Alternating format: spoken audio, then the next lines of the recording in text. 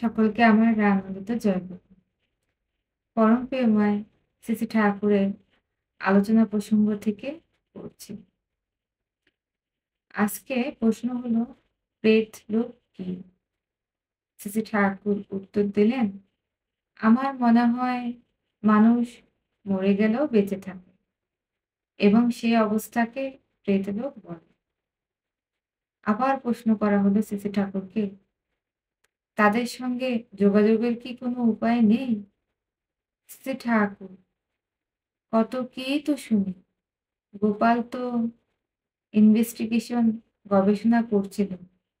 গোপাল নাকি পড়েছিল একটা কাচের টিউব নলের মধ্যে একটা ইঁদুর মরার পর রোডোপ্সিন স্ক্রিন রোডোপ্সিনের পর্দার উপর নাকি হুবহু ইঁদুরের শেপ আকৃতির একটা সূক্ষ্ম ছায়া পড়েছিল।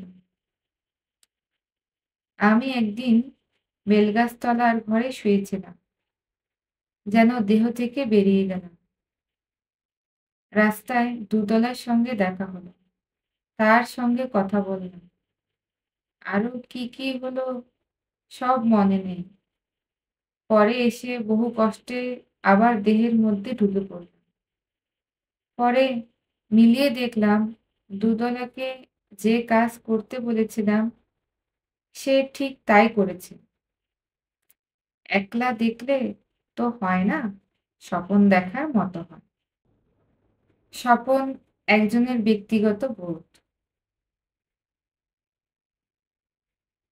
জিনিসটা যদি এমন হয় যে এনভায়রনমেন্ট পরিবেশের কারো বোধ করার কোনো অন্তরায় না থাকে, তবেই তার যথার্থতা সম্বন্ধে নিঃসন্দেহে হওয়া যায়।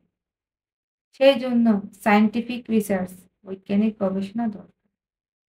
গোপাল আরম্ভ করেছিল, চলে গেল, সে মানুষই বা কোথায় পায়?